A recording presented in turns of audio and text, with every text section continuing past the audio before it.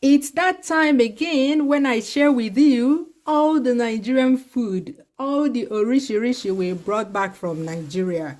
There are so many, and I hope you are ready. Remember when I said that I did not bind them with sellotape like I normally do? Finally, we get to see if they survived the trip. Let's start with garden egg. You can eat it raw like this as a snack. You can also serve it to your guests as a traditional snack. You can use it for stews and sauces. This is spicy peanut butter that you can use to eat the garden egg. You can also add it to your smoothies, use it as bread spread, yeah. Odara. This pack contains the one I bought from Oyinbo Market, and this is the very sour one we bought in Ore. This is what the inside looks like.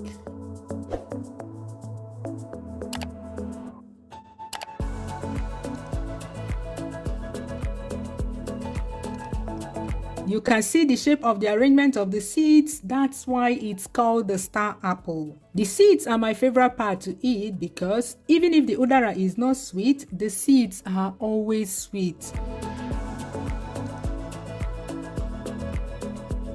See this white sap it makes? It's gummy, so when you chew the flesh for long enough, chewing gum will form. Very interesting fruit. Here are all the leafy vegetables, including the moi moi leaves, chilling in the fridge. Remember the day we came back, we did not touch anything. The only thing we did though was to throw these vegetables in the fridge. Fridge, before somebody will come and ask me if I mean freezer. Fridge. I put them in the fridge the same day we came back to preserve them till I'm able to properly prep them for storage. One tip, when putting them in the fridge, make sure they are not touching the body of the fridge. More on that in my next video. Click the like button so that YouTube will let you know when that video goes live. Have you? All the different types of my favorite brand, Peak Milk, they are all here. A trip to Nigeria without coming back with the Peak range, is that one a trip to Nigeria? Mbano. Dry okwa. Do you know that when coming back from Christmas of 2021, that is the other Christmas, we forgot our dry okwa in Lagos? Chayo, we nearly cried when we came back. This time, we brought back the forgotten batch and bought some more.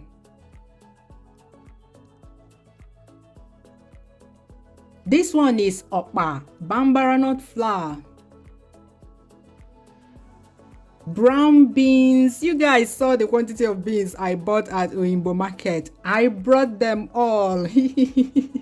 I don't want story. This beans is so expensive here. In fact, it's not even available in this city where we live. You remember that 100-kilometer away city? That's the nearest place we can buy it from. And it's so expensive, madre mia. Abacha. My mother-in-law gave us one bag of abacha. Look at that. This one is talogaba. Yams. These two broke on transit, but no wahala. Stockfish, different parts of it. Cut. Ear.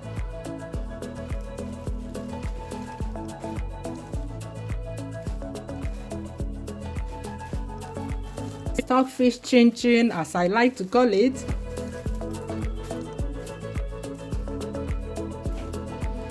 The head. If you want to bring out the best taste in your bitter leaf soup or oha soup, use stockfish head.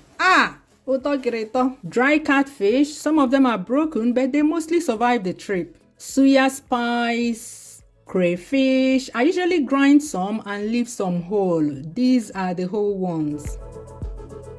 Ground egusi, ground crayfish. These are what I bought for my friend. Crayfish, dry fish, and egusi. Then we bought roasted groundnuts or peanuts. You know, Nigerian roasted groundnuts hit differently, don't they? I don't know why hubby bought only one bottle, but yeah. This is the Tom Brown that the ladies of the compound prepared. Auntie Grace was head of the Tom Brown prep team and they gave me some. I enjoyed this thing to shaggy when I was at uni, man. Bitter cola, my husband eats this. No cubes. Aboniki. This is a deep heat balm from Nigeria. Very potent. Please, somebody tell us your aboniki experience in the comments below. Tell us about a day when aboniki dealt with you. Akeno kwa Chineke bo. Where is the teeth to chew this thing now? Nigerian curry powder. The curry powder sold in Nigeria is much better than the ones sold here. The ones sold here have too much turmeric, so mostly taste like turmeric. I don't really like it. I'm just managing it. But the one from Nigeria is a perfect blend of turmeric and other spices, and it makes whatever you're using it to cook way more delicious. This is cocoyam powder for soups that call for cocoyam as thickener.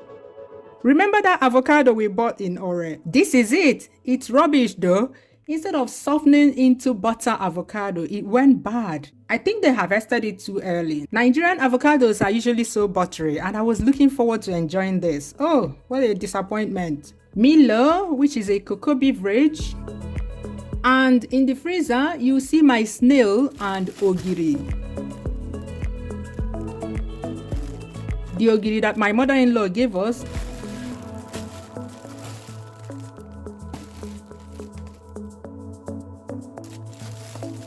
This one is opaka. This one is the ogiri I bought from Oyinbo Market. I want to try it only because people are asking me if it's good.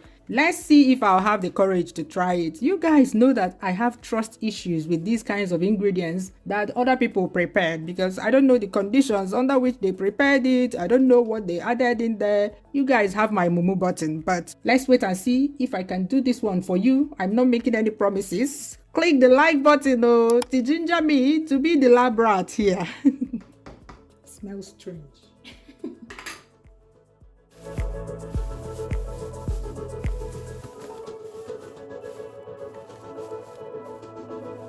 This is the premium pomo from the village.